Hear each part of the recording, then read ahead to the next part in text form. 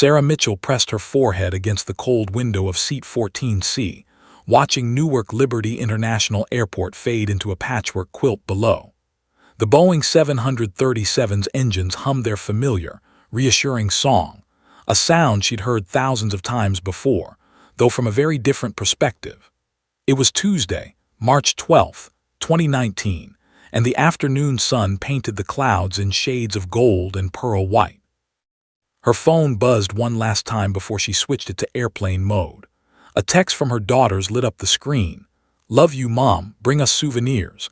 Emma wants a Hollywood keychain and I want anything with stars. Lily." Sarah smiled, her chest tightening with the familiar ache of missing them already. Just 3 days, she reminded herself. 3 days at this marketing conference in Los Angeles, then back to soccer practice, homework battles, and bedtime stories. "Would you care for something to drink?" The flight attendant appeared beside her, pushing the beverage cart with practiced efficiency. She was young, maybe 25, with bright eyes and a name tag that read Maria. "Coffee, please, black, 2 sugars," Sarah replied automatically, the same way she'd ordered it for 15 years. Some habits die hard.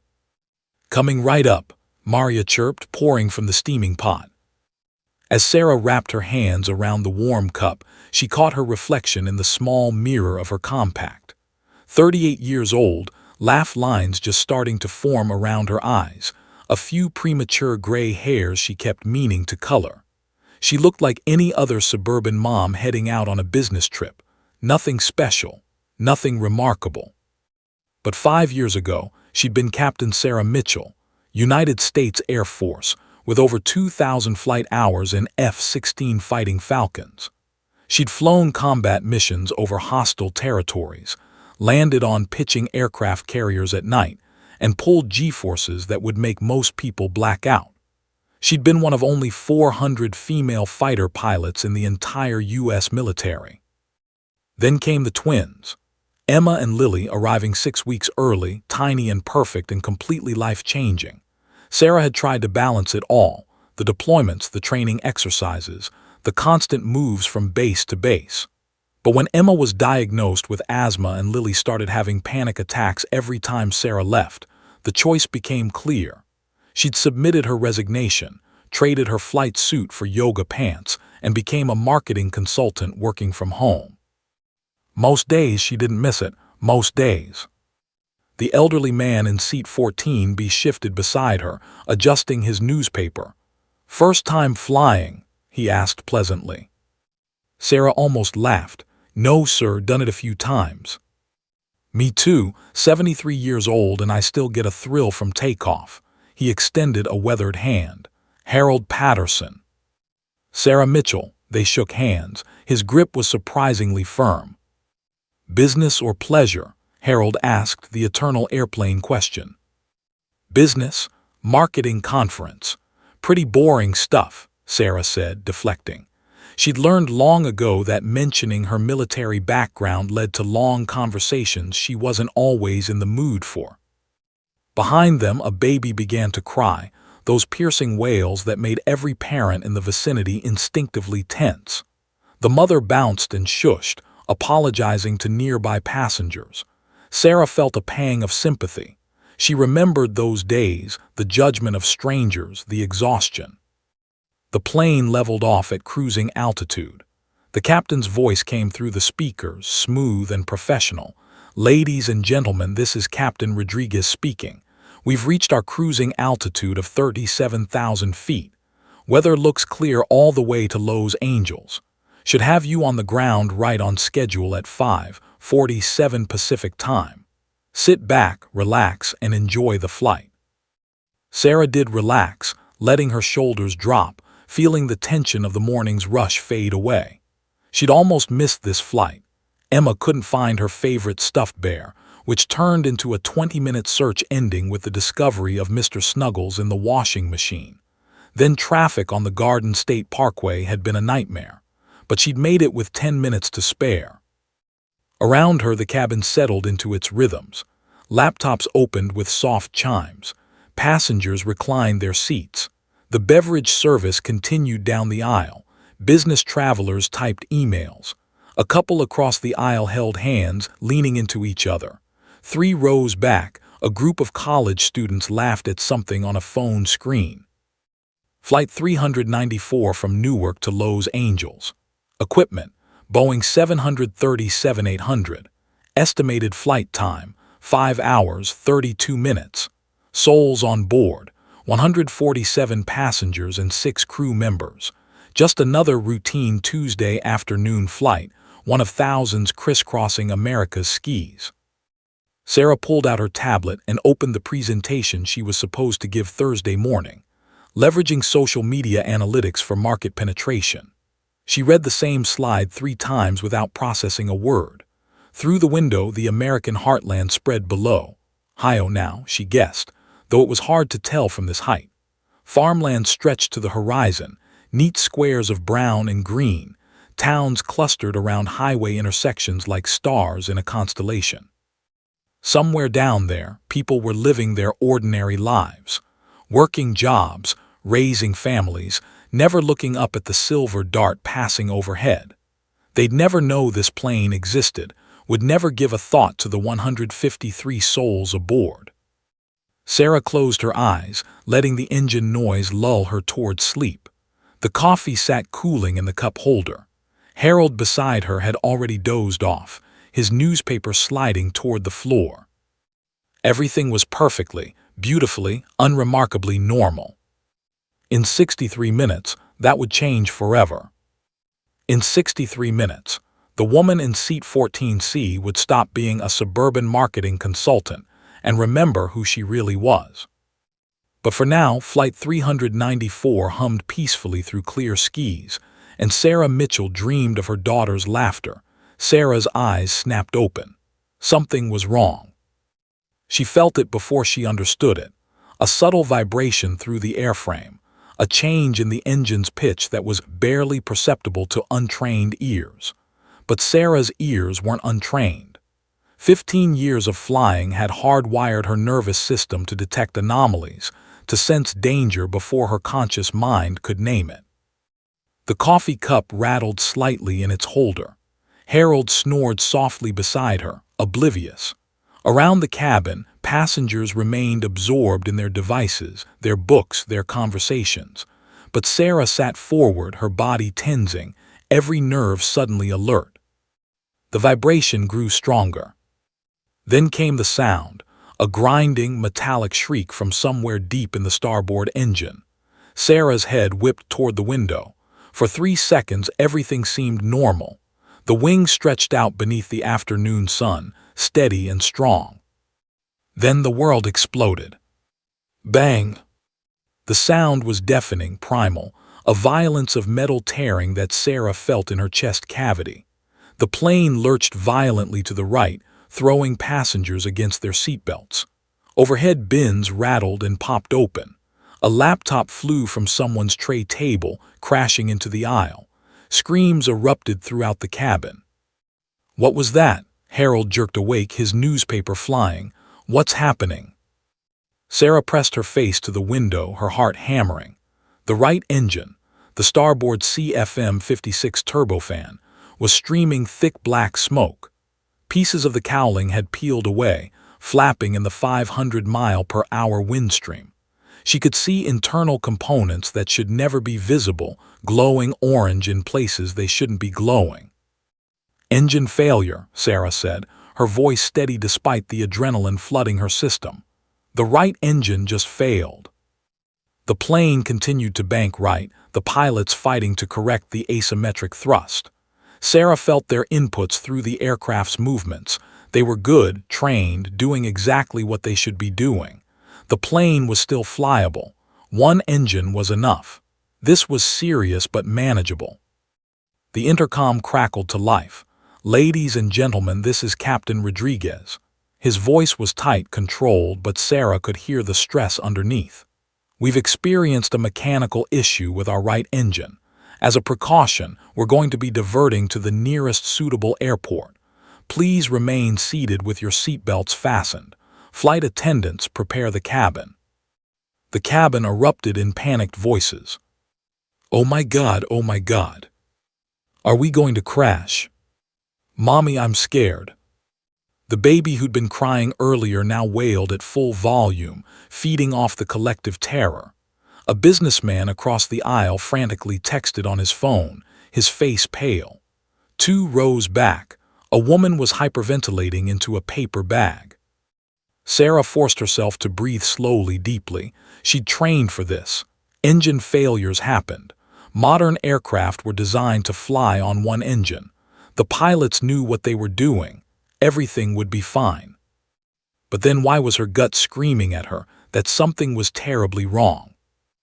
Maria, the flight attendant, rushed down the aisle, her earlier cheerfulness replaced by professional efficiency.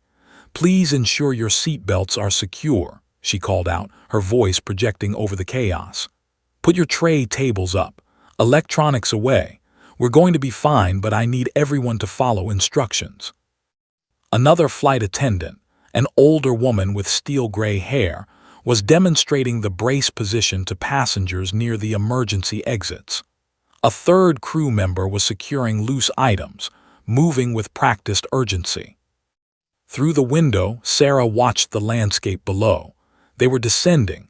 She could feel it in her ears in the changing pressure. The plane was banking left now, turning back. Probably heading for Cleveland Hopkins, she calculated. Maybe Toledo Express, somewhere with long runways and emergency equipment. Harold gripped the armrest between them, his knuckles white. "You said engine failure. That means—" "It means we fly on one engine until we land," Sarah said calmly, reaching over to pat his arm. "Planes are designed for this. The pilots train for this scenario constantly. We're going to be okay." She said it with such conviction that Harold's breathing slowed, his shoulders dropping slightly.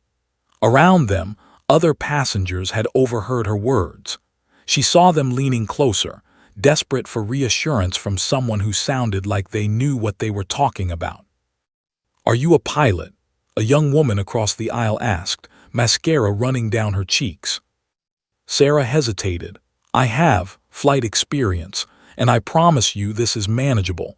The pilots know exactly what they're doing." The plane continued its descent. Sarah checked her watch. 7 minutes since the explosion. They were at approximately 28,000 feet now, descending at what felt like 2,000 feet per minute, aggressive but not panicked. Good. The pilots were getting them down quickly but safely. The right engine had stopped smoking, she noticed. That was good. No fire. The pilots had shut it down, cut off the fuel, followed the emergency checklist precisely. Everything by the book. But that sound, that grinding, tearing sound before the explosion. Sarah had heard something like it once before, during a training exercise when a bearing had catastrophically failed in an F-16's engine. The mechanic had called it catastrophic disintegration, when metal ate itself from the inside out. She looked at the left engine, still running smoothly, producing its steady thrust. Beautiful, reliable. The GE and Pratt and Whitney engineers who designed these engines were geniuses. These turbofans could run for thousands of hours, could handle bird strikes and hail and extreme temperatures. One engine was enough. One engine would get them down safely. The intercom clicked again. "Flight attendants, prepare for possible emergency landing. Review your emergency procedures." Maria hurried past, her face set in determination, but Sarah caught something in her eyes. Fear. Deep, primal fear that no amount of training could completely mask. The cabin had gone quieter now, passengers retreating into themselves, into prayer or meditation or simply the shock of confronting their own mortality. The college students who'd been laughing earlier now held hands in silence. The businessman had stopped texting and was staring at a photo on his phone, probably his family. The mother with the baby held her child close, whispering soft reassurances. Sarah closed her eyes and pictured Emma and Lily, their faces when she'd kissed them goodbye that morning. The way Lily had wrapped her arms around Sarah's neck and whispered, "Come home soon, Mommy." "I will," Sarah whispered now to the empty air. "I promise." Through the window, an airport appeared in the distance. Runways visible, emergency vehicles already staging. They'd be on the ground in minutes. Everything was going to be fine. Then the left engine coughed. Sarah's blood turned to ice. No. The left engine sputtered, hiccuped. Please no. And died. The silence was the most terrifying sound Sarah had ever heard. When the left engine died, it didn't explode like the right one. There was no dramatic bang, no shower of sparks. It simply stopped. The steady roar that had been the soundtrack of the flight, that constant, reassuring hum that passengers never consciously noticed, vanished. In its place, nothing. Just the whistle of wind screaming past the fuselage at 300 miles per hour. Sarah's fighter pilot instincts kicked in instantly, her mind racing through calculations. Glide ratio, airspeed, altitude, distance to the airport. But her hands were frozen on the armrests, useless, trapped in seat, while the aircraft she understood better than most people understood their own cars fell from the sky. Both engines, Harold's voice cracked, both. The plane wasn't flying anymore. It was a 140,000-pound glider, and Newton's laws were now the only things keeping them airborne. Gravity had become their enemy. Yellow oxygen masks dropped from the overhead panels with a mechanical thunk, dangling like nooses. The cabin erupted into chaos. We're going to die. Somebody do something. Help US, please God, help US. A woman too rose up, vomited into the aisle. The college students who'd been laughing an hour ago now sobbed openly. The businessman clutched his phone to his chest, his lips moving in silent prayer. The baby's screams reached a pitch Sarah didn't think was humanly possible. Sarah's hands shook as she pulled her oxygen mask over her face, then turned to help Harold with his. The elderly man was hyperventilating, his eyes wild with terror. Harold, look at me, Sarah commanded, gripping his shoulders. Look at me, breathe slowly, in through your nose, out through your mouth, that's it, stay with me. But inside, her own mind was screaming. Both engines, dual engine failure. The odds were astronomical, 1 in 10 million, maybe worse. She'd never even trained for this scenario because it was considered virtually impossible. Modern engines didn't just fail simultaneously unless fuel. The thought hit her like a physical blow, a fuel system failure. Something had cut off fuel to both engines. A pump failure, a contaminated line, a computer error. It didn't matter what. What mattered was that they were falling at approximately 1,500 feet per minute with zero thrust. She yanked off her mask for a moment and looked out the window, her trained eyes scanning the instrument panel reflection she could barely see from her angle. Then she checked her fitness watch altimeter, 14,200 feet, 13,900, 13,600. At this descent rate, they had maybe 9 minutes before they hit the ground. 9 minutes to find a miracle. Through her window, the landscape spread below in cruel indifference. Endless farmland, patches of forest, a river snaking silver through the Ohio countryside. And there, just visible on the horizon, the airport they'd been heading for. So close. 15 miles, maybe less. It might as well have been on the moon. The captain's voice came through the speakers, and for the first time Sarah heard genuine fear. This is Captain Rodriguez. We have lost power to both engines. We are attempting a restart. Flight attendants, prepare the cabin for emergency landing. Passengers, assume brace position when instructed. Emergency landing. The euphemism was almost funny. What they were facing wasn't a landing, it was a controlled crash at best. Maria stumbled down the aisle, her perfect hair disheveled, her lipstick smudged. She was shouting instructions, but half the passengers weren't listening. Some had retreated into catatonic shock. Others prayed in a dozen different languages. A man in a business suit pushed past her, running toward the back of the plane as if distance from the cockpit might save him. Everyone remained seated. Maria's voice broke with desperation. The aircraft began to shudder. They were slowing down. Without engine thrust, they were bleeding airspeed, and soon they'd approach stall speed, the point where the wings could no longer generate lift. Then they wouldn't be gliding anymore. They'd be falling. Sarah's mind raced through scenarios. Could the pilots restart the engines? Maybe, if it was a fuel pump failure and they could switch to backup systems. But the fact that they hadn't restarted already suggested something worse. A total fuel system failure. Contaminated fuel. Empty tanks. Empty tanks. She thought about the flight from Newark. 5.5 hours to Los Angeles.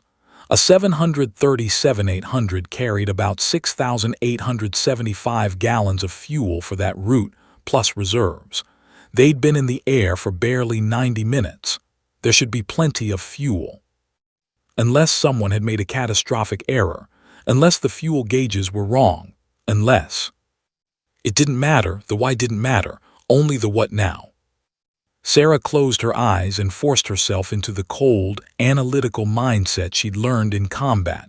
Strip away the fear. Focus on the problem.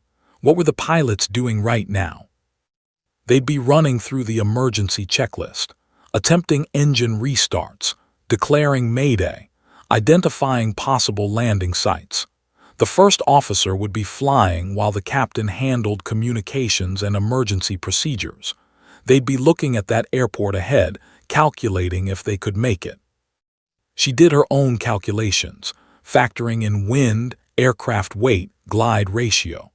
The 737 could glide about 3 miles for every 1,000 feet of altitude in optimal conditions. They were at 12,000 feet now, 36 miles of theoretical range. But the airport was 15 miles away, and they needed to descend from 12,000 feet to ground level. The math was tight, impossibly tight. And those were optimal conditions. Add in the need to line up with a runway, to manage airspeed, to account for wind shear and the aircraft's handling without hydraulic pressure. They might not make it. A new sound penetrated the cabin, a grinding, groaning noise from the wings. The flaps were trying to extend for landing configuration, but without engine-driven hydraulics, they were struggling. The plane shuddered again, more violently. "Mommy, I don't want to die," a little girl cried out, her voice piercing through the chaos. Sarah's eyes snapped open. Emma, Lily, their faces filled her mind, this morning's goodbye, Lily's arms around her neck, Emma's gap-toothed smile. No, she wouldn't let them lose their mother. She wouldn't let these 153 people die because she was sitting in a passenger seat when she should be. The intercom crackled, static, then Maria's voice raw with desperation. "Is anyone on board a pilot? If anyone has any flight experience at all, please identify yourself immediately. This is an emergency. Please, we need help. Is there anyone who can fly this plane?" The cabin fell silent except for the wind's howl. Every head turned, looking at neighbors, strangers, searching for salvation. Sarah's hand trembled over the call button. 5 years. She hadn't flown in 5 years. She'd never flown a commercial jet. She didn't know the systems, the procedures, Her finger pressed the button. The chime seemed impossibly loud. Maria's head whipped around, her eyes locking on row 14. She ran, stumbling over bags and dropped belongings, her face transformed by desperate hope. "You're a pilot," she gasped, reaching Sarah's row. Sarah pulled off her oxygen mask. Her voice was steady despite the terror flooding her veins. "United States Air Force, Captain, retired, 2,000 hours, F-16s mostly," she paused, "but I've never flown a 737. Maria's eyes filled with tears. "Right now, you're the most qualified person on this plane besides who we have in the cockpit. Please, the captain," her voice broke. "Please, we need you." Harold grabbed Sarah's arm. "You can save us." Sarah looked into his frightened eyes, then at the faces turned toward her, parents clutching children, elderly couples holding hands, young people too shocked to cry. 147 souls. She thought of the last time she'd been truly scared in a cockpit. A night landing on an aircraft carrier in a storm, the deck pitching, the world reduced to instruments and instinct. Her instructor's voice in her headset, "Fear is fuel, Mitchell. Use it." Sarah unbuckled her seatbelt and stood. "I'll do everything I can," she said. She didn't tell them she had no idea if everything would be enough. Sarah stood in the aisle, and for a moment the entire cabin seemed to hold its breath. 147 pairs of eyes locked onto her, some filled with hope, others with skepticism, all with raw, primal fear. "Come with me now." Maria grabbed Sarah's hand, her grip painfully tight. "We don't have time." But they did have time. 9 minutes, maybe less. 9 minutes until they hit the ground. Sarah's mind cataloged every second as precious, irreplaceable. She'd lived entire lifetimes in seconds before. The space between ejecting from a damaged aircraft and the parachute deploying, the moment between spotting a missile and executing evasive maneuvers. 9 minutes could be an eternity or a heartbeat. As Sarah moved toward the front of the plane, hands reached out from every row. Some touched her arm, her shoulder, as if physical contact might transfer her confidence to them. Others clasped their hands in prayer, watching her pass like she was their last priest before execution. "Please save us," a middle-aged woman whispered. "My grandson, he's only 2 months old," another voice called out. "God bless you," said an elderly man. But it was the young mother with the baby who stopped Sarah's heart. The woman grabbed her sleeve, her face streaked with tears, her infant clutched to her chest. "Please, she hasn't even lived yet. Please don't let her die." Sarah looked down at the baby, couldn't have been more than 6 months old, with dark curls and impossibly tiny fingers.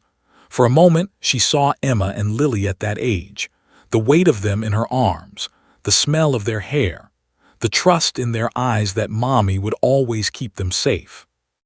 "I promise I'll do everything I can," Sarah said, her voice thick. The mother nodded, unable to speak, and released her grip. Sarah continued forward, each step feeling like walking through deep water. The cabin tilted slightly as the pilots adjusted their glide path.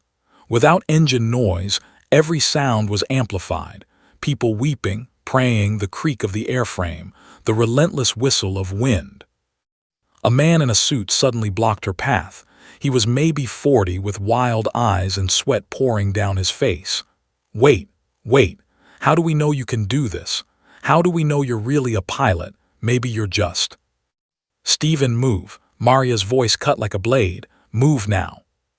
But what if she makes it worse? What if? An older flight attendant, her name tag read Patricia, appeared and physically pulled the man aside. "Sir, unless you can fly this aircraft yourself, sit down and let her do her job." The man collapsed back into his seat, his face crumbling. Sarah pressed forward. Row 10, row 8, row 6, the first-class cabin. Each step took her closer to a responsibility she'd never asked for, never trained for, never imagined. What the hell was she doing? She was a fighter pilot, single-seat aircraft, high speed, high altitude, high performance. She'd flown missions where split-second decisions meant life or death, but only her life or death. She'd never held 147 souls in her hands. She'd never flown anything this big, this heavy, this complex. The 737 was a completely different machine. Different systems, different handling, different everything. And she hadn't touched any aircraft controls in 5 years. 5 years of soccer practices and parent-teacher conferences and grocery shopping. 5 years of her skills atrophying, her instincts dulling. What if she froze? What if her hands forgot what her mind knew? What if? "Stop!" The word came from somewhere deep inside her, spoken in her old instructor's voice. "Fear is fuel, Mitchell. Use it." They reached the cockpit door. Maria fumbled with a key, her hands shaking so badly she dropped it. Patricia picked it up, inserted it smoothly, and turned. The lock clicked. "Before you go in," Maria said, gripping both of Sarah's shoulders, You need to know Captain Rodriguez had a heart attack, maybe 10 minutes ago, right after the first engine failed. The stress, her voice cracked. We moved him, did CPR, he's breathing but unconscious. The first officer is alone up there. Ice flooded Sarah's veins. The first officer, how experienced? Maria's face said everything. Jake Morrison, 26 years old, just upgraded from regional jets 3 months ago. This is his 4th flight on the 737. Oh God! How many flight hours? Maybe 300 total. 300 hours. Sarah had more time in high-performance jets than this kid had in anything, but she'd never flown a 737, never trained on these systems. Never. It didn't matter. None of it mattered, because behind her were 147 people whose only chance was a washed-up fighter pilot and a rookie first officer. Okay, Sarah said. Okay, let's go. Maria pushed open the cockpit door. The scene inside was chaos barely contained by training. The cockpit was smaller than Sarah expected, cramped, filled with switches and screens and instruments in configurations she'd never seen. The captain's seat was empty, its occupant now laid out in the galley where Patricia was continuing CPR compressions. In the right seat, First Officer Jake Morrison hunched over the controls. He was young, painfully young, with short blonde hair and a face that probably smiled easily in better circumstances. Now it was the color of old concrete, slick with sweat. His hands gripped the yoke so tightly his knuckles were white. His entire body shook. I can't do this, he was muttering. Oh God, I can't do this, I can't. The instrument panel was a Christmas tree of red warnings. Engine 1 fail. Engine 2 fail. HYD SYS low.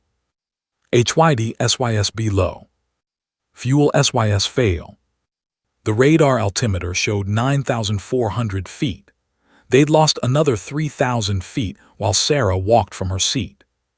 Sarah slid into the left seat, the captain's seat, and her hands found the yoke instinctively. The moment her fingers touched the controls, something clicked. Muscle memory older than conscious thought. This wasn't an F-16, but it was an aircraft. It responded to the same laws of physics, the same fundamental principles. Through the windscreen she could see the terrain below rushing up. Fields, houses, a highway with cars that looked like toys, and there, maybe 12 miles ahead, the airport. Patterson Regional, the sign visible even from here. 12 miles, 9,000 feet. Descending at 1,800 feet per minute now, they were losing altitude faster. She did the math in 3 seconds. They might make it. Barely. If everything went perfectly, if she didn't make a single mistake. Jake, Sarah's voice cut through his panic. Jake, look at me. His head turned. His eyes were those of a drowning man. I'm Sarah Mitchell, Air Force, retired. I'm here to help, but I need you to breathe and focus. Can you do that? I've only got 300 hours, he gasped. I've never both engines. I don't know what to do. You're doing fine. You kept us flying this long. Now I need you to talk me through these systems because I've never flown a 737. We're going to do this together. Understand? He nodded, still terrified but focusing on her voice like a lifeline.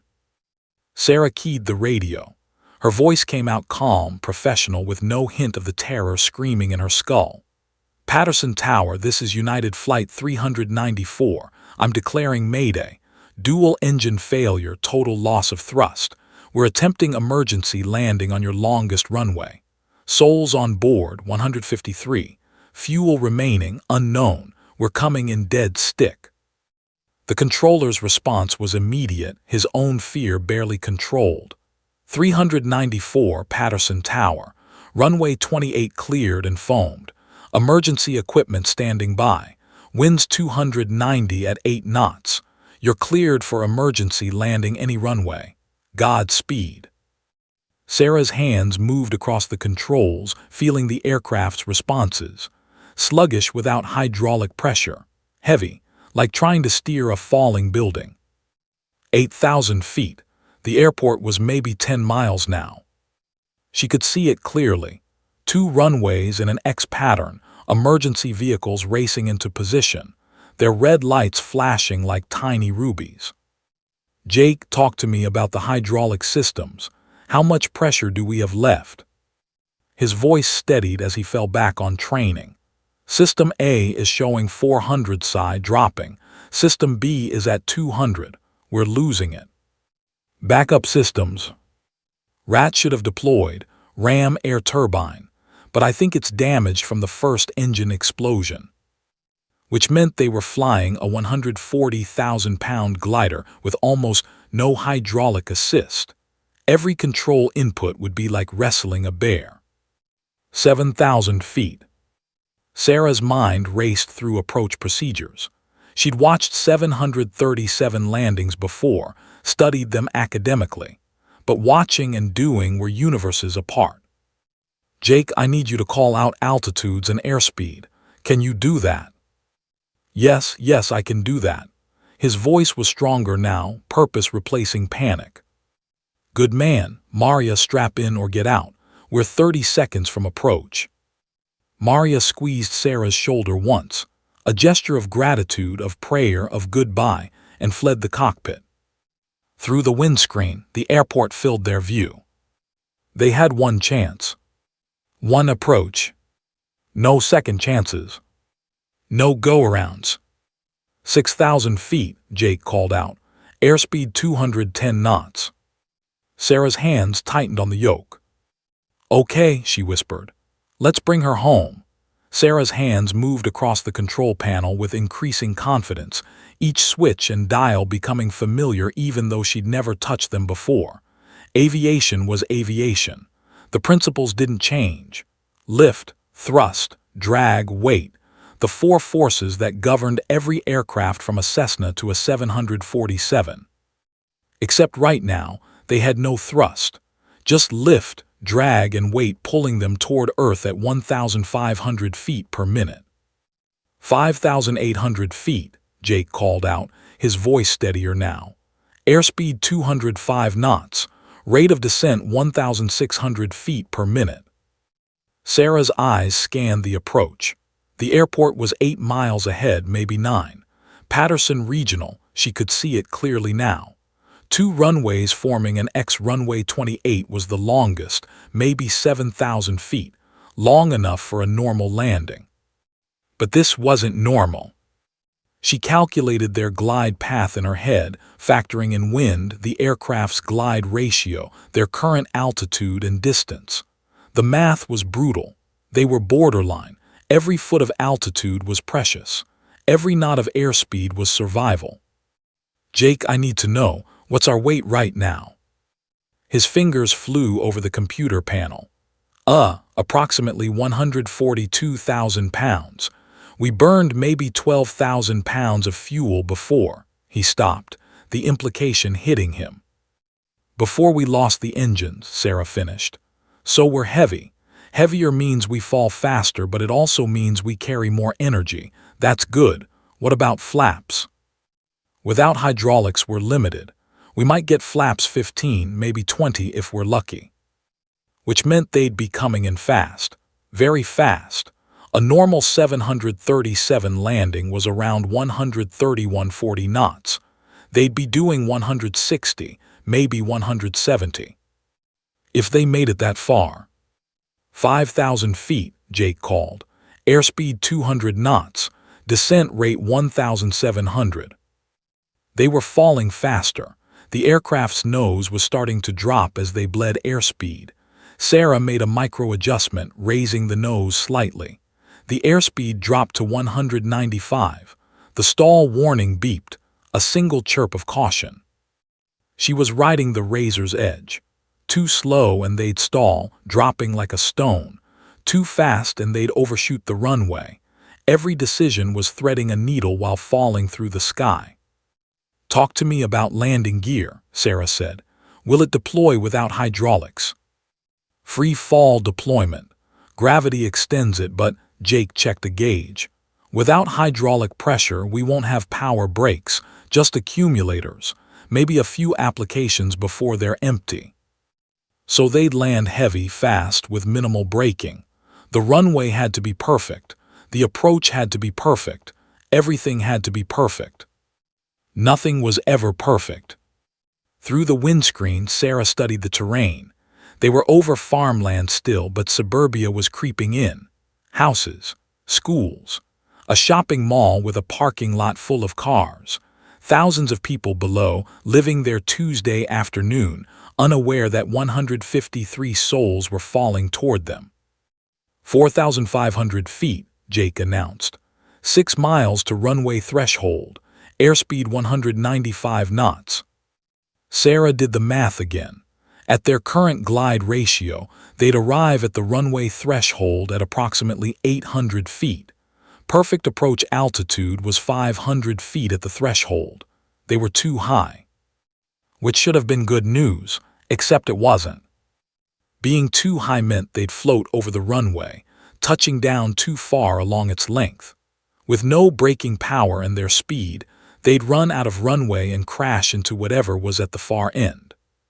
She had to lose altitude, fast but not too fast.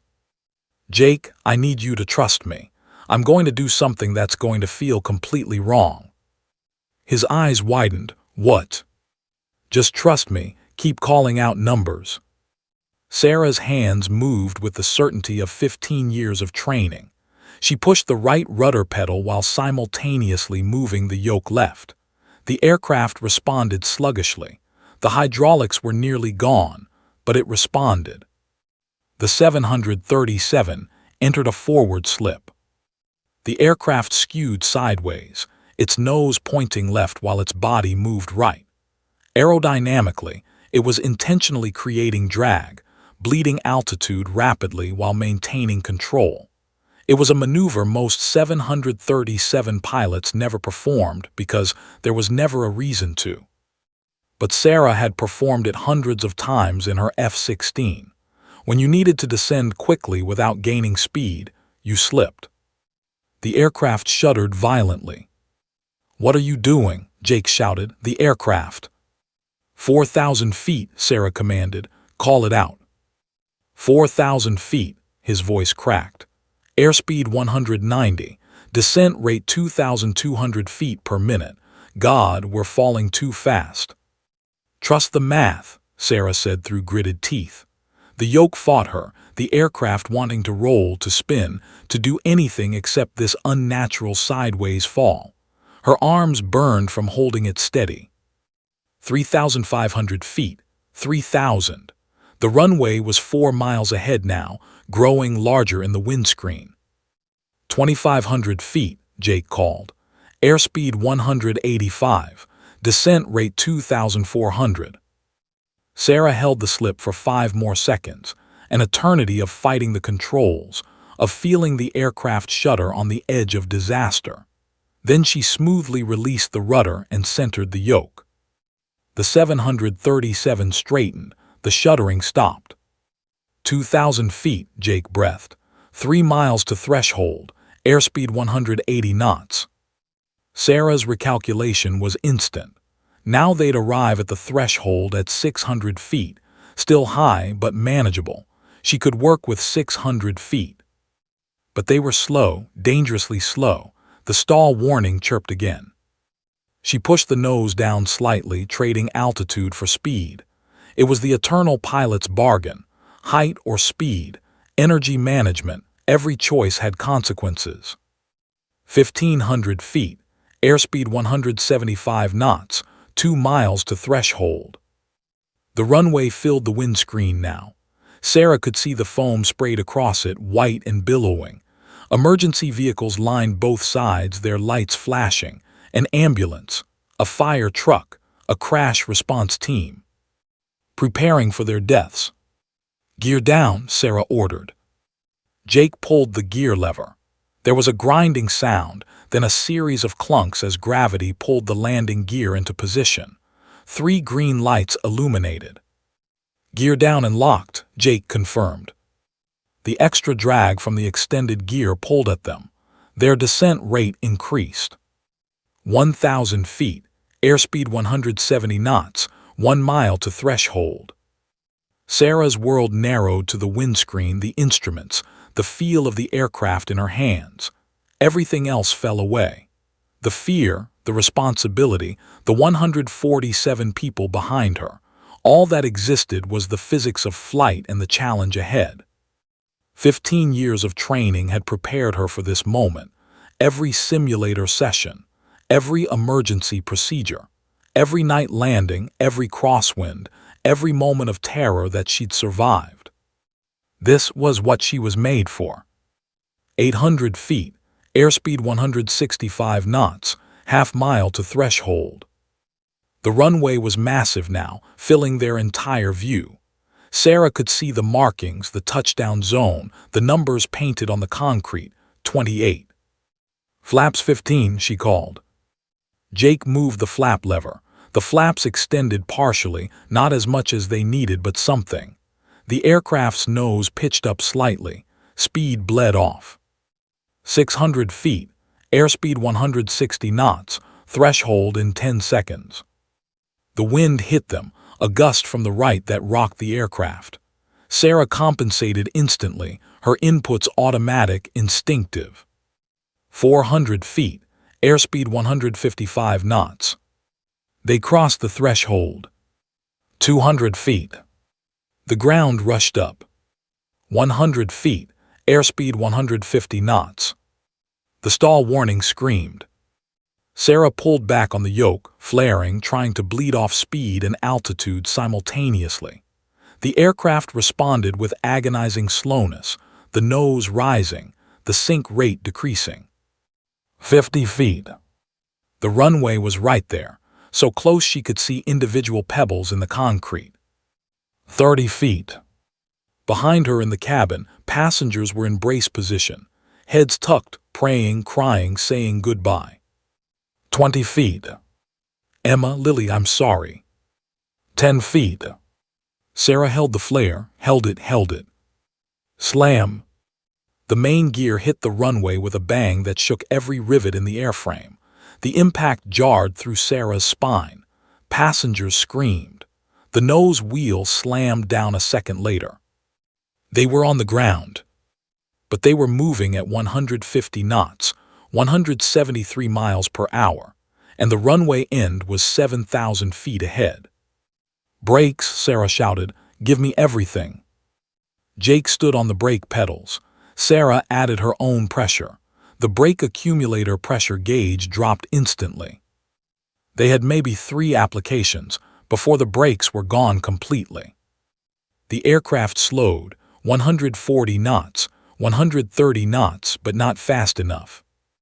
Through the windscreen, Sarah saw the runway markers flashing past. 6,000 feet remaining, 5,000 feet, 4,000 feet. They were still doing 120 knots. The end of the runway appeared in the distance. Beyond it, grass, then a fence, then a highway with cars. 3,000 feet of runway remaining. 110 knots. 2,000 feet remaining. 100 knots. We're not going to stop, Jake shouted. 1,000 feet remaining. 90 knots. Sarah's mind raced. They needed more drag, more friction, more. Reverse thrust, she yelled. Wait, we don't have engines. Jake, deploy the spoilers, everything now. Jake pulled every lever he could find. The spoilers on the wings deployed, creating massive drag. The aircraft shuddered. 500 feet remaining. 70 knots. The runway end rushed toward them. 200 feet remaining. 50 knots. 100 feet remaining. 30 knots. Sarah saw emergency vehicles scattering. 50 feet remaining. 20 knots. The wheels left the pavement, crunching into grass. 10 knots. 5 knots. The nose dipped forward slightly as the landing gear dug into soft earth. And stopped. 15 feet from where the grass ended and the perimeter fence began, Flight 394 came to rest. For 3 heartbeats, nobody moved. Then Jake started laughing, a sound somewhere between hysteria and relief. Sarah's hands were still locked on the yoke. She couldn't let go, couldn't move. Her entire body was shaking. "We're alive," Jake whispered. "Oh my God, we're alive." From the cabin behind them came a sound, tentative at first, then building. Applause, crying, cheering, prayers of thanksgiving in a dozen languages. They were alive. All of them. Sarah's hands remained frozen on the yoke, her knuckles white, her fingers cramped from gripping so hard for so long. The cockpit was silent except for the sound of her own ragged breathing and Jake's quiet sobbing beside her. "We need to evacuate," Jake finally said, his voice hoarse. "Sarah, we need to get everyone off." She nodded, but her body wouldn't respond. Her arms felt like lead. Her legs were numb. The adrenaline that had carried her through the last 20 minutes was draining away, leaving nothing but trembling exhaustion. Outside the windscreen, emergency vehicles surrounded them, their lights painting the interior red and white and blue. Firefighters in silver suits approached cautiously, as if the aircraft might suddenly explode. Beyond them, Sarah could see news helicopters circling like vultures. The cockpit door burst open. Maria stood there, her face streaked with mascara and tears, but she was grinning, actually grinning. "Everyone's okay. Captain Rodriguez is breathing on his own. No injuries in the cabin, not one. You did it. You actually did it." Jake unbuckled his harness and stood on shaky legs. He turned to Sarah and without warning wrapped her in a fierce hug. "Thank you," he whispered against her shoulder. "Thank you, thank you, thank you." Sarah finally released the yoke. Her hands were shaking so badly she had to clasp them together. "You did good, Jake. You kept us flying when I wasn't there. You kept your head." "I was ready to give up if you hadn't," his voice broke.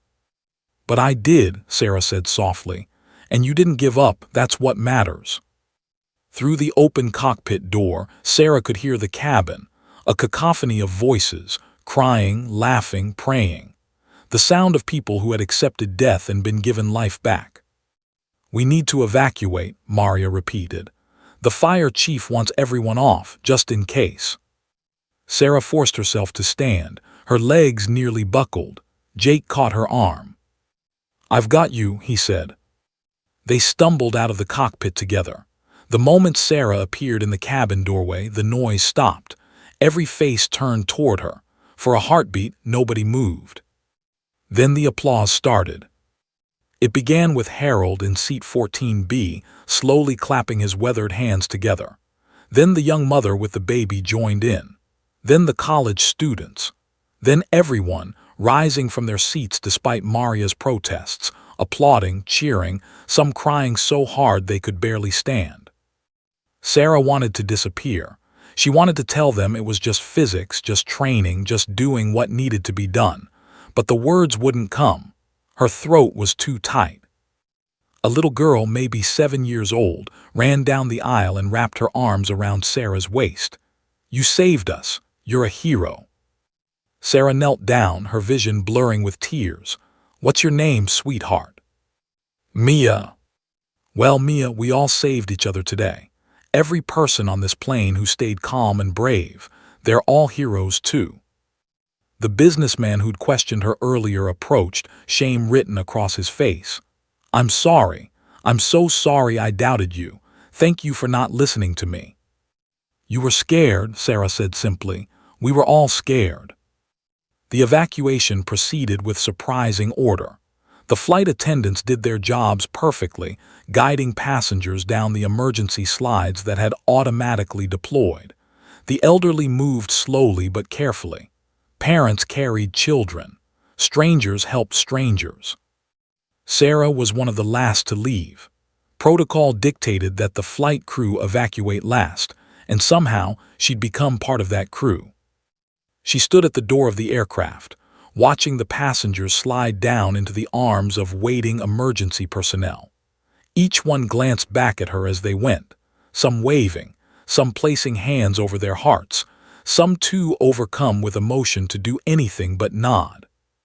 The young mother with the baby stopped before sliding down. "What's your name? I need to know your name, so I can tell my daughter when she's older who saved her life." "Sarah Mitchell." "I'm Jennifer Torres, and this is Isabella." She held up the baby, who was miraculously sleeping through the chaos. "We're going to remember you forever." Then she was gone, sliding down into the afternoon sunlight. Finally, only the crew remained. Maria, Patricia, the other flight attendants, Jake, and Captain Rodriguez, now conscious but weak, being carefully lowered on a stretcher by paramedics. "Go ahead," Sarah told Jake. "I'll be right behind you." Jake hesitated, then slid down. Maria followed, Patricia, the others. Sarah stood alone in the empty cabin. Seat 14C was visible from where she stood, her coffee cup still in the holder, miraculously unspilled. Her tablet on the seat. Her life from an hour ago when she'd been just another passenger heading to a boring conference. Who was that woman? That Sarah Mitchell who complained about traffic and worried about work presentations and took flying for granted. She felt like a different person now. Outside, a paramedic called up to her. "Ma'am, we need you to evacuate. Now, please." Sarah took one last look at the cockpit, at the instrument panel where she'd fought physics and won, where she'd held 147 lives in her trembling hands. Then she slid down into the sunlight. The grass was soft beneath her feet. Emergency personnel immediately tried to guide her toward a waiting ambulance, but she resisted. She needed to see, needed to understand what they'd survived. The 737 sat in the grass, its nose dipped slightly forward, its landing gear dug into soft earth. The foam on the runway was already dissipating in the wind. 15 feet. They'd stopped 15 feet from disaster. "Mrs. Mitchell," a woman in a fire chief's uniform approached. "I'm Chief Amanda Rodriguez. Are you injured?" "No, I don't think so." "We need to check you anyway. You've been through significant trauma." Chief Rodriguez gestured to the ambulance. "But first, I need to shake your hand. What you did up there. I've been in emergency response for 20 years. I've never seen anything like it." Sarah shook her hand, feeling disconnected from her own body. The first officer, Jake Morrison, he deserves credit too, and the flight attendants, they kept everyone calm. "There'll be plenty of credit to go around," the chief said gently. "But right now, let's get you checked out." The paramedics were kind but insistent. Blood pressure, elevated but not dangerous. Pulse, racing, pupils, reactive, no visible injuries. They wrapped a blanket around her shoulders even though it wasn't cold. Around her, passengers were being similarly assessed. Most were fine physically, bumps and bruises from the hard landing, nothing more. But emotionally they were shattered, crying, calling loved ones, holding each other. Harold found her pushing past a paramedic who tried to stop him. "Young lady," he said, his voice gruff with emotion, "I'm 73 years old. I've lived a good life, but I want to live a little longer. Thank you for giving me that chance." "Mr. Patterson." "Harold, please." "Harold, I'm just glad we all made it." He pressed something into her hand, a business card. "That's my grandson's number. He's a lawyer in Newark. If you ever need anything, and I mean anything, you call him. Our family owes you everything." Before Sarah could respond, a cluster of news reporters had somehow breached the perimeter. Cameras, microphones, questions shouted over each other. "Ms. Mitchell, how did you know what to do? What was going through your mind? Are you really an Air Force pilot? How does it feel to be a hero?" Security personnel quickly formed a barrier, pushing the reporters back, but the damage was done. Her name was out there now. Her story. Her face would be on every news channel by evening. Jake appeared at her side, his own blanket wrapped around his shoulders. "They're calling it the Miracle over Ohio," he said quietly. "It's already trending on Twitter." Sarah closed her eyes. She didn't want to be trending, didn't want to be a miracle. She just wanted to call her daughters and hear their voices. Ms. Mitchell, an official-looking man in an FAA jacket, approached. I'm Inspector Mark Chen, NTSB. I know you've been through hell, but we need to ask you some questions. The investigation starts now. Of course. What you did up there, that slip maneuver on approach, that's not standard procedure for commercial aircraft. Sarah met his eyes. No, sir, it's not, but we didn't have a standard situation. Chen's expression softened. No, you didn't. Walk me through your decisions, starting from when you entered the cockpit. For the next hour, Sarah recounted every moment, every choice, every calculation. Inspector Chen recorded it all, his expression growing more amazed with each detail. You did everything right, he finally said. Everything. If you'd done anything differently, even one thing, we'd be investigating a crash site instead of a miracle. It wasn't just me, Sarah insisted again. Jake, the crew. Yes, but you were the variable that made survival possible. Chen paused. The preliminary data from the black box shows both engines lost fuel supply simultaneously. Complete fuel system failure. We've never seen anything like it. You landed a 140,000-pound glider in conditions that should have been impossible. But she'd done it anyway. In the distance, Sarah heard sirens. More emergency vehicles arriving, more officials, more questions. She pulled out her phone with shaking hands. 23 missed calls, 57 text messages, most from numbers she didn't recognize. But there are 3 calls from home. Her daughters. With trembling fingers, Sarah dialed. The phone rang once, twice. Sarah's hand shook so violently she nearly dropped it. Mom, Lily's voice exploded through the speaker, high-pitched and terrified. Mom, we saw the news. They said your plane crashed. Are you okay? Please tell me you're okay. Sarah's knees buckled. She sat down hard on the grass, and suddenly she was crying great, heaving sobs that came from somewhere deep in her chest. I'm okay, baby. I'm okay. I'm safe. They said, Lily's voice broke. They said the plane had no engines and it was falling, and Mom, were you scared? Yes, Sarah whispered, tears streaming down her face. I was so scared, but I'm okay now. Is Emma there? I'm here, Mommy. Emma's voice was quieter, younger sounding than usual. Mrs. Chen from next door is with us. She saw it on TV and came over. Mommy, they're saying you flew the plane. They're saying you saved everyone. I just did what needed to be done, sweetheart. Are you coming home? Lily asked, her voice small. When are you coming home? Sarah looked around at the chaos. Investigators, reporters, emergency personnel, the massive aircraft sitting in the grass like a beached whale. Soon, baby. Very soon, I promise. Don't break your promise, Emma said. You promised this morning you'd come back. And I kept it, didn't I? Sarah managed a watery smile.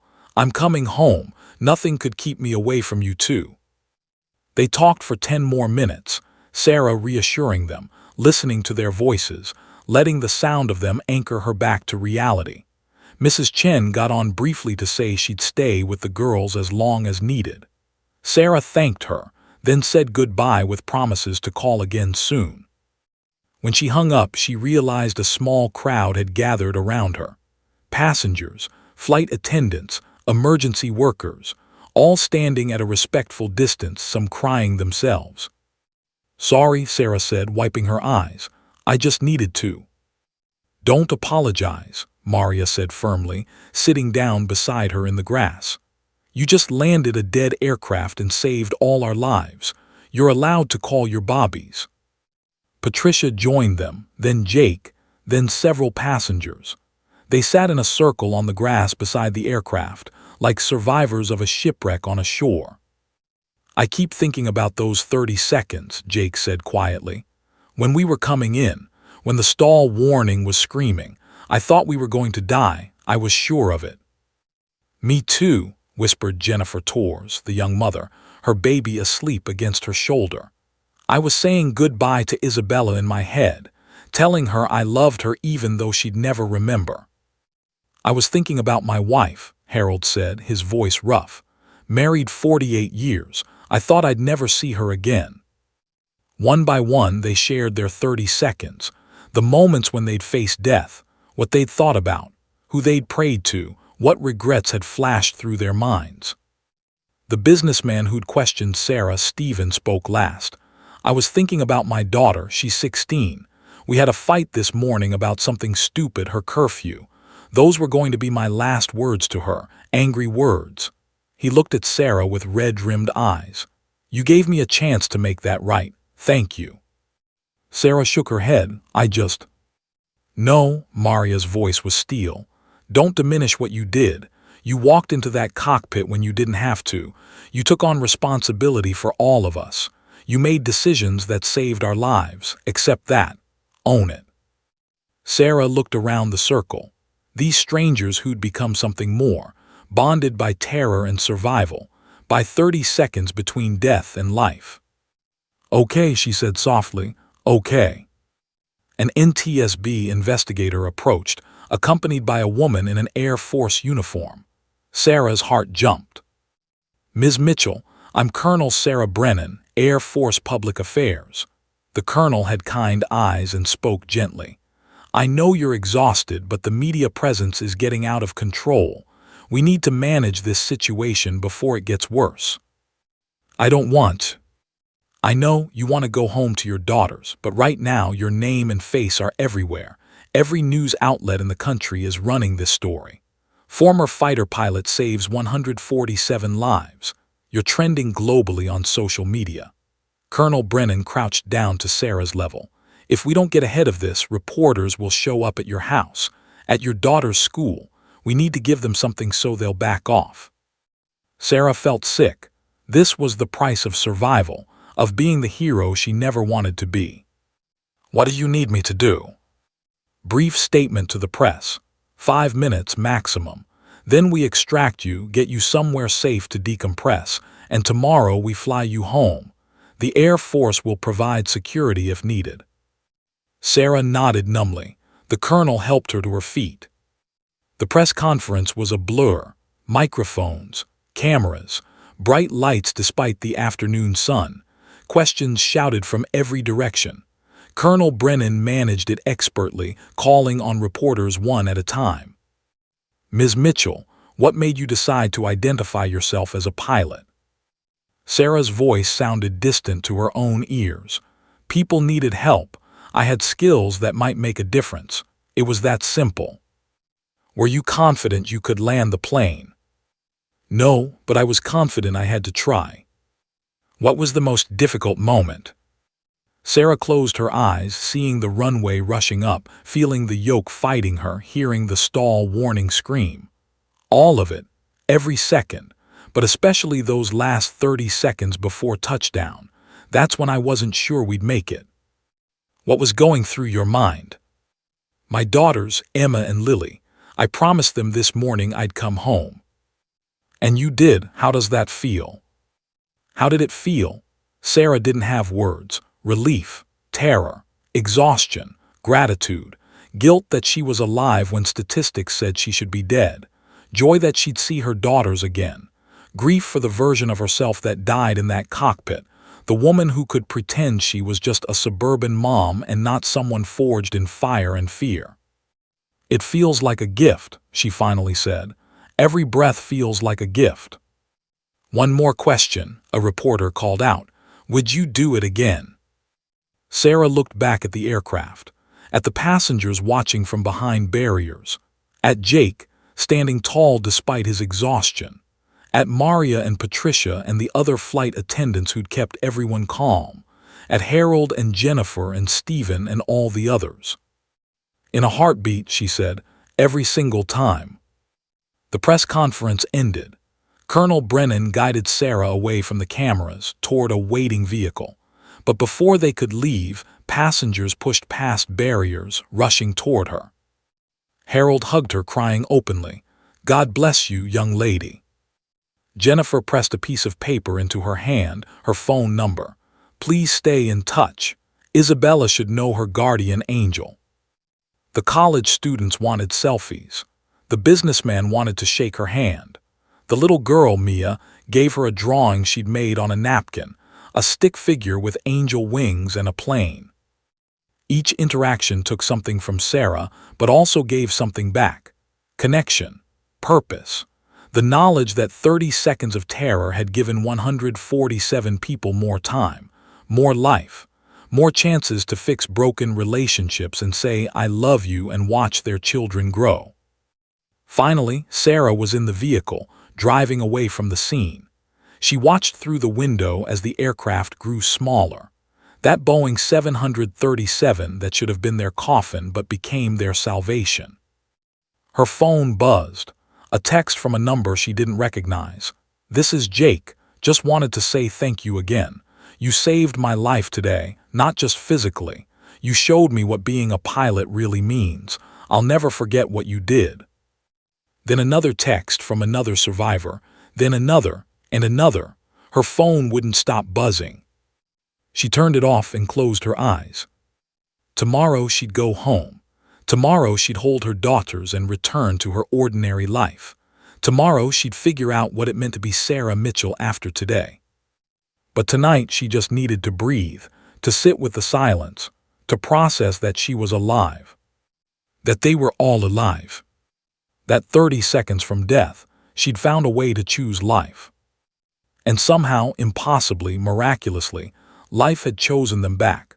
3 days later, Sarah stood in her kitchen making pancakes. Emma and Lily sat at the table in their pajamas, watching her like she might disappear if they looked away. They'd barely left her side since she'd walked through the door at midnight on Tuesday. They'd slept in her bed, held her hand during breakfast, followed her from room to room.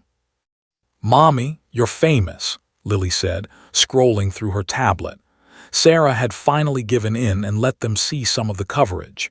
"There's a video of you on the plane with like 10 million views." "That's a lot of views," Sarah said, flipping a pancake. "Mrs. Chen says you're a hero," Emma added quietly. "She says the president might give you a medal." Sarah set down the spatula and sat with them. "Listen to me, both of you. What happened on that plane, it was scary and it was real. But I don't want you thinking your mom is some kind of superhero. I'm just me. I just did what I was trained to do." "But you saved 147 people," Lily insisted. "I helped, but Jake, the first officer, helped. The flight attendants helped. Every passenger who stayed calm helped." Sarah took their hands. "The real lesson isn't that I'm special. It's that when things get hard, you use what you know, you stay calm, you do your best. That's all any of us can do." The doorbell rang. Both girls tensed. "It's okay," Sarah said. "I'm expecting someone." She opened the door to find Jake Morrison standing on her porch, holding a bouquet of flowers and looking nervous. He was in civilian clothes, jeans and a button-down, looking even younger than he had in uniform. "Hi," he said. "I hope it's okay I came. I got your address from the airline. I know that's probably a violation of something, but I needed to thank you in person. Really thank you." Sarah smiled and invited him in. Emma and Lily studied him with wide eyes. "You're the other pilot," Lily exclaimed. "I am," Jake said, kneeling to their level. "And your mom is the bravest person I've ever met. She saved my life too." They talked for an hour.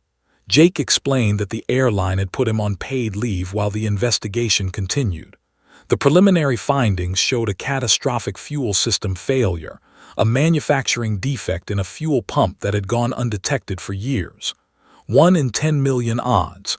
Wrong place, wrong time, wrong pump. "They're calling for a recall of every 737 with that pump model," Jake said. "Your actions, what we did, it might save hundreds of lives down the road." "Have you flown since?" Sarah asked. "Not yet. They want me to do some counseling first, make sure I'm okay." He hesitated. "Are you okay?" Sarah thought about the nightmares, the way her heart raced every time she heard a plane overhead, the fact that she'd burst into tears in the grocery store yesterday for no apparent reason, the way ordinary sounds, a car backfiring, a door slamming, made her jump. I will be, she said, eventually. After Jake left, Sarah's phone rang. An unknown number, but she answered anyway. Ms. Mitchell, this is Patricia Gonzalez from United Airlines. I'm calling to discuss your consulting contract. Sarah's breath caught. I'm sorry, what? We'd like to bring you on as a flight safety consultant. Emergency procedures, training scenarios. Your experience is invaluable. The salary would be. I need to think about it, Sarah interrupted. Can you send me the details? Of course, Ms. Mitchell. The entire aviation industry is talking about what you did. We'd be honored to have you. After she hung up, Sarah stood at her kitchen window watching her daughters play in the backyard.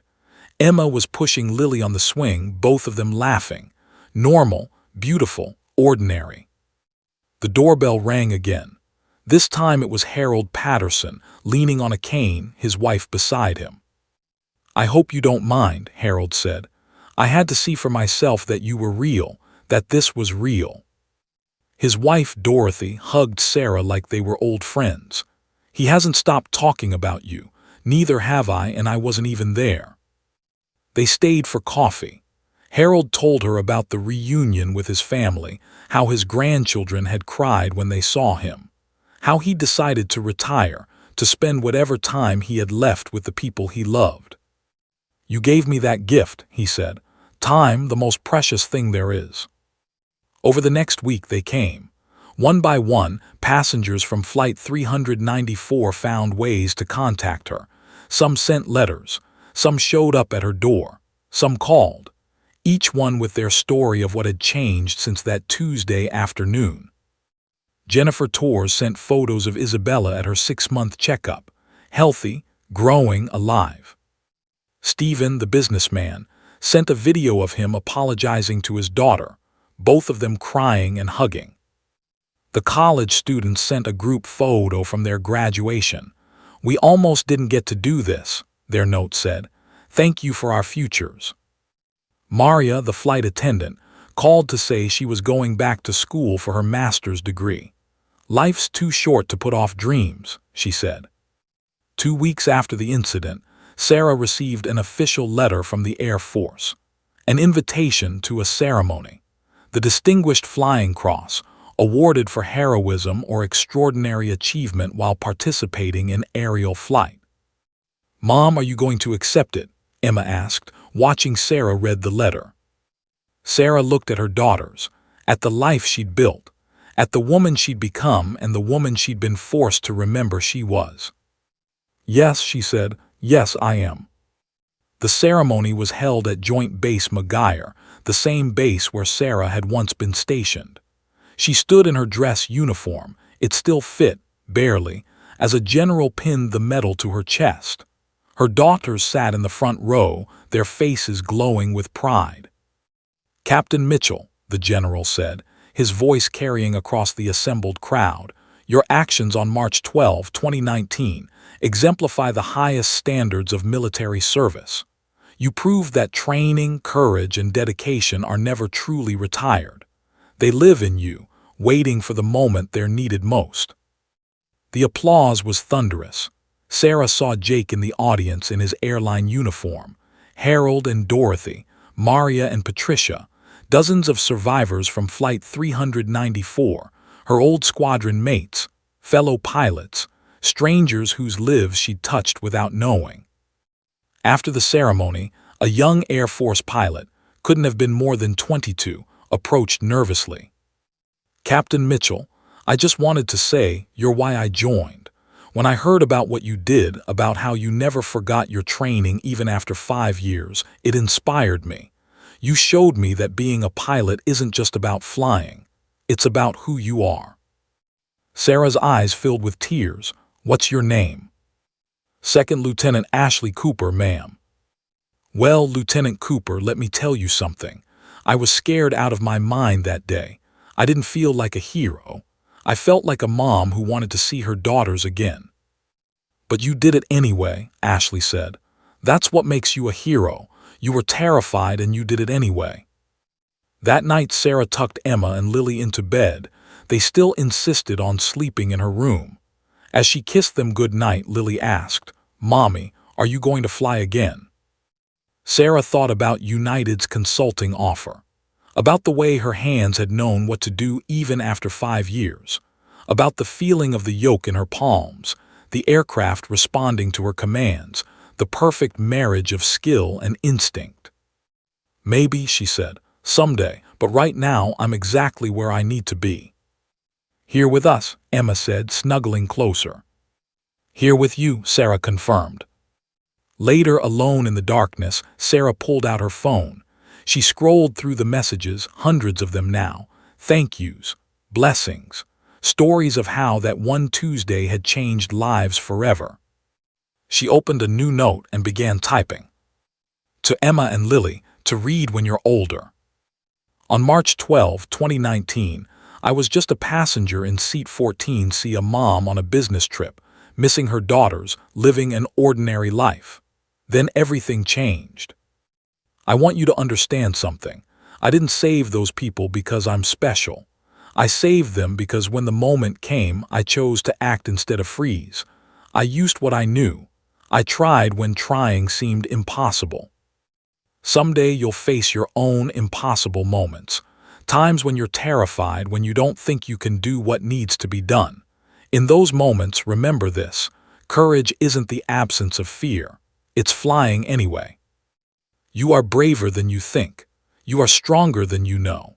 And no matter where life takes you, no matter how far you fly, you can always come home. I love you both to the moon and back. Mom." Sarah saved the note, turned off her phone and closed her eyes. Tomorrow she'd decide about the consulting job. Tomorrow she'd answer more messages. Tomorrow she'd continue processing the trauma and the triumph.